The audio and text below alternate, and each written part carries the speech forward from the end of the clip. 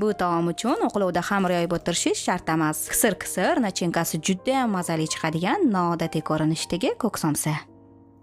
Demak, xamir uchun avval elakdan 500 gram unni o'tkazib olamiz. Taom va pishiriqlaringiz zo'r chiqishini xohlasanglar, albatta sifatli un tanlashingiz kerak. Men buning uchun har doimgidek ishonchli Turon unini ishlataman. 300 ml suvga 1 choy qoshiq tuz va 3-4 osh qoshiq yog' aralashtirib unga qo'shamiz. Qo'lga yopishmaydigan elastik xamir qilib olishimiz lozim.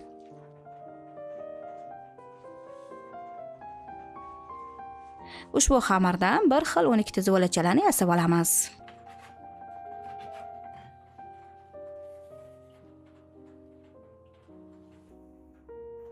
Yuz gram erigan sariyog'ga 30-40 gram pista yog'ini aralashtirib, ushbu yog'ga zuvolachalarni botirgan holda ustma-ust terib chiqamiz.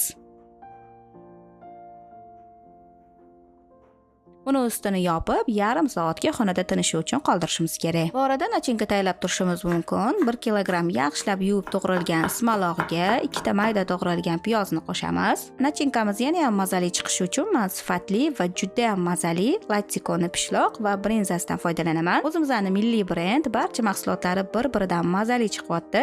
Hammalarga tavsiya qilaman. 200 gram brinzani qo'lda maydalab, 100 gram pishloqni qirg'ichdan o'tkazib olamiz.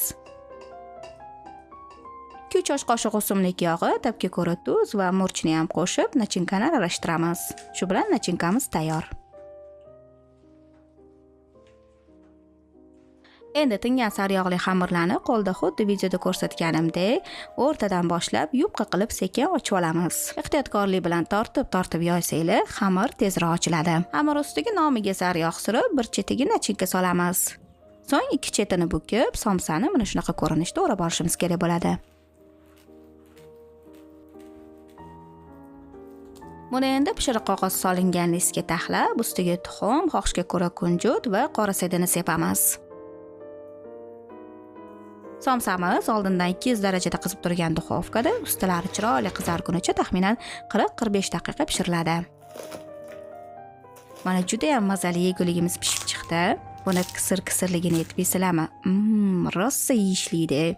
Albatta sizlar ham tayyorlab ko'ringlar, barchalarga tavsiya qilaman. Dasturxoningiz fayzli, pishirgan taom va pishiriqlaringiz doimo shirin bo'lsin. Keyingi videolarda g'oyibona ko'rishguncha, xayr.